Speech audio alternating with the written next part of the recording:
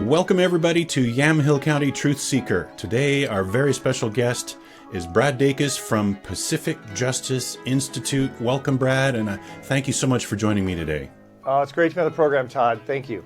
We've all heard about various forms of legal defense over the years and organizations, and perhaps a lot of us are praying we won't need one, but it seems like times are changing and it pays to be prepared. So when I heard you on the Huckabee Show, I was very impressed, and I found out that you were available. So briefly, could you tell me about PJI and what makes PJI unique?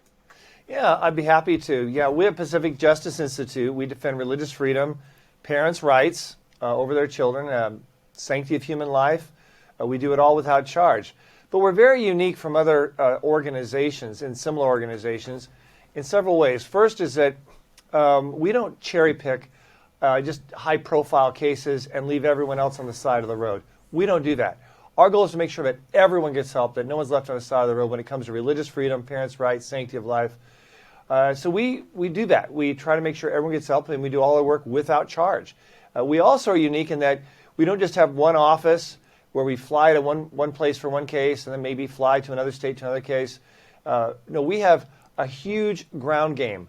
We have 28 offices in 21 states, coast to coast, from Miami to Boston to Seattle to Southern California, Houston to Chicago, and many places in between. So we're very aggressive in our work, and we take it very seriously. We don't cherry pick, and we're broader than other organizations. So we get involved in things that they wouldn't even touch or even think about.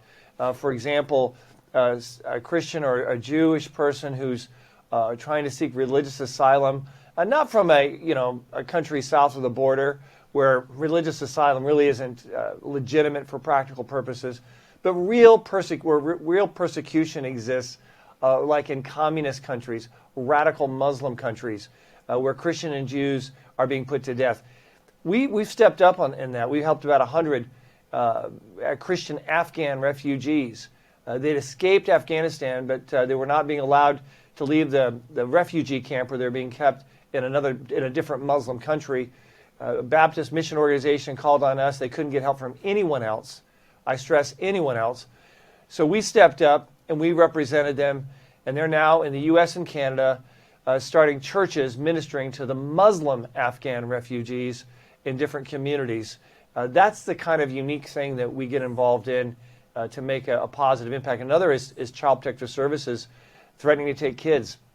We deal with these crisis situations all across the country, even on weekends.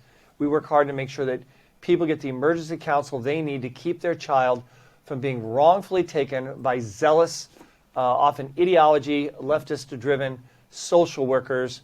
And we do it all, of course, like I said before, without charge. But we also, of course, we defend churches, ministries, all over the country. With dealing with all kinds of issues. We dealt with a lot of people in the workplace, hundreds of thousands who lost their jobs because of their religious convictions and calling by God not to be vaxxed. We've stepped up. We led the charge across the country with our many offices. We have lawsuits filed across the country. We've already got so many people their jobs back or prevented them from being fired, people of faith from being purged from the workplace.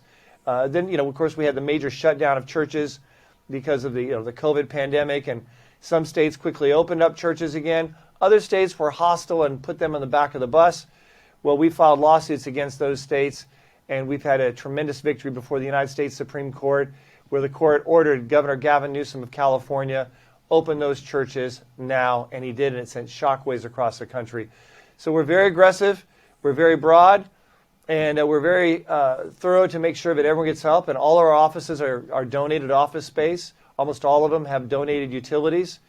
And if people want to support our work, they want to get one of our cases. We have more cases, I believe, in litigation than any other organization in the country, bar none. We have over 120 cases in active litigation, and that's a very conservative estimate. That's a lot of lawsuits. Just one lawsuit alone, for example, we have against the city of San Francisco represents about 1,000 employees.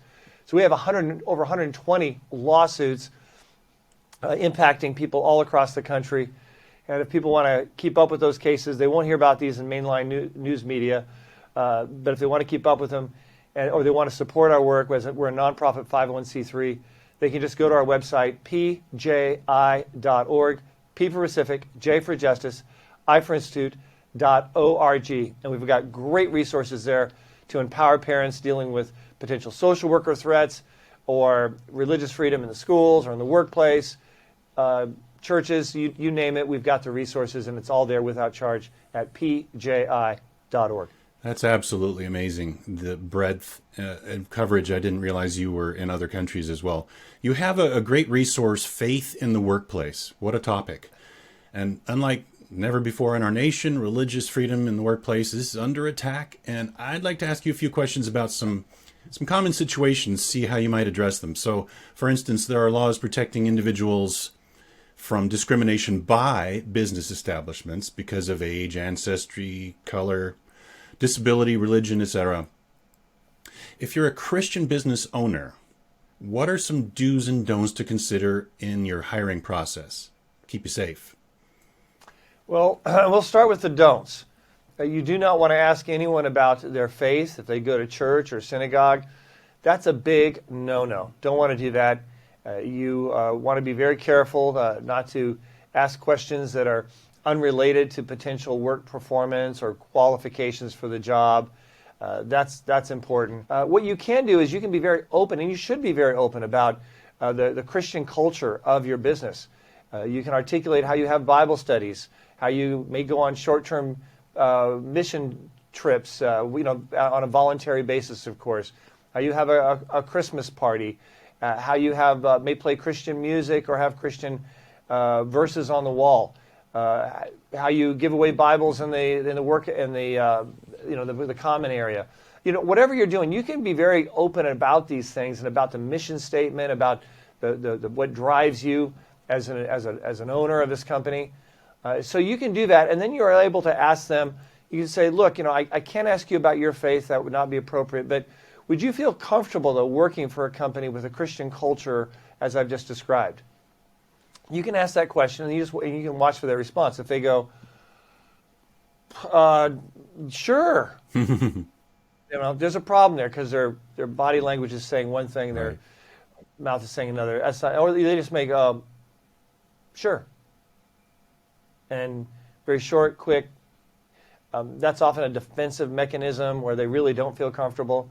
Those are some pointers in hiring.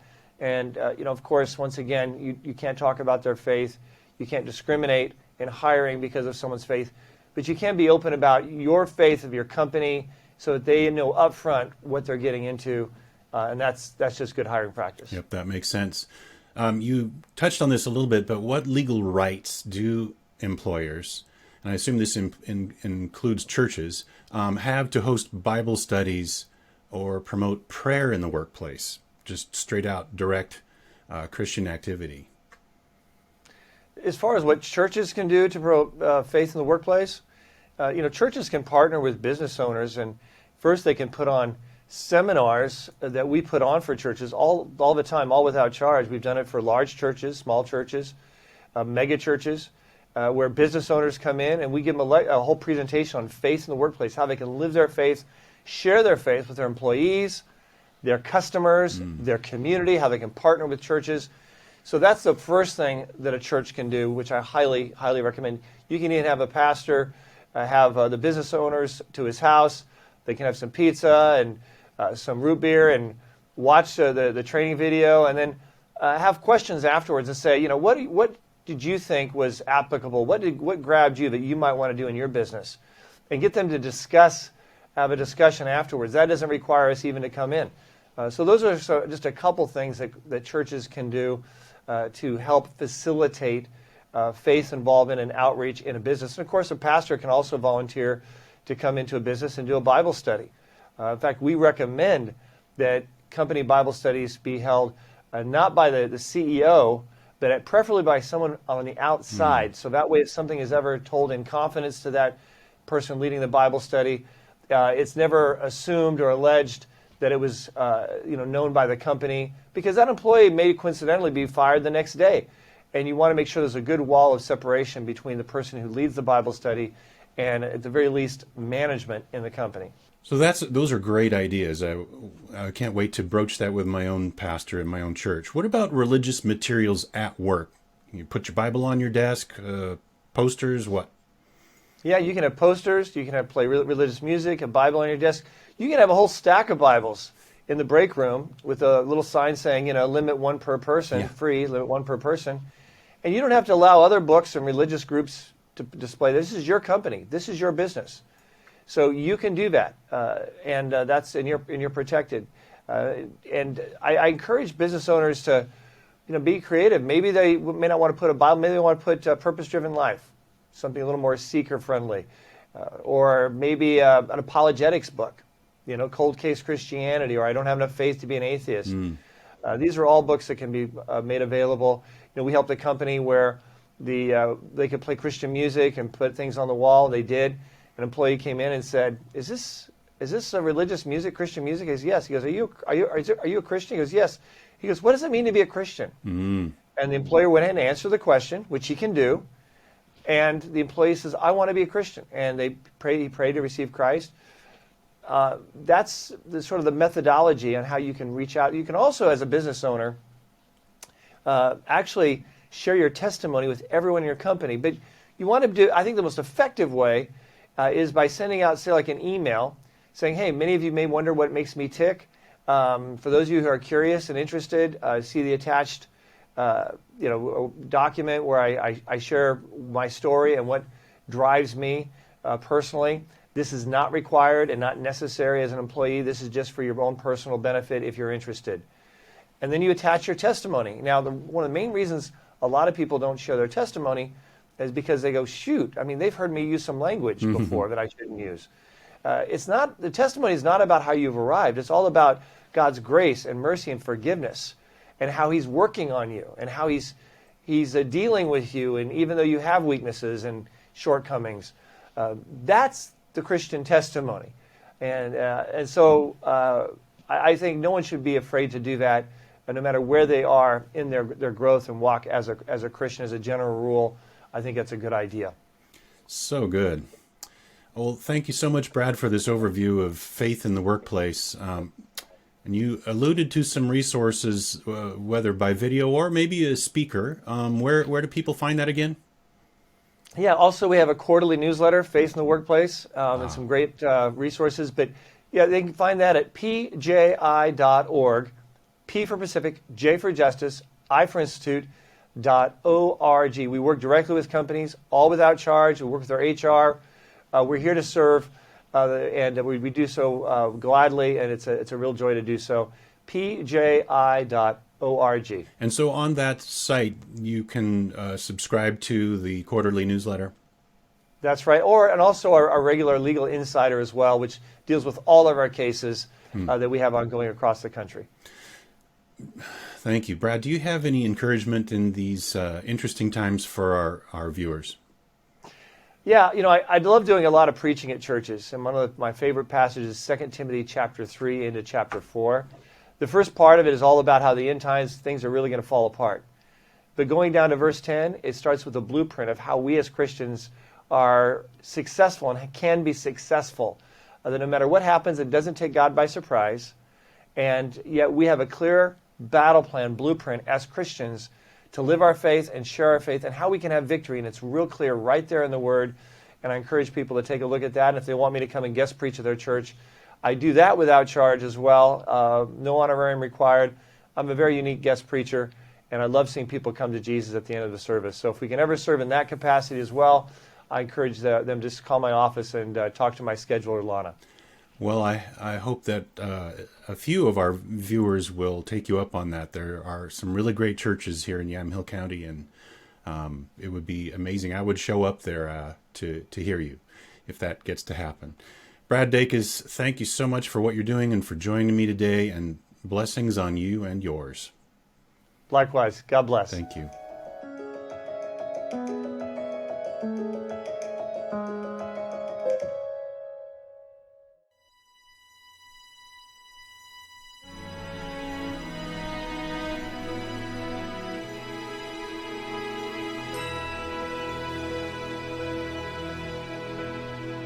I pledge allegiance to the flag of these United States of America, and to the republic for which it stands, one nation, under God, indivisible, with liberty and justice for all.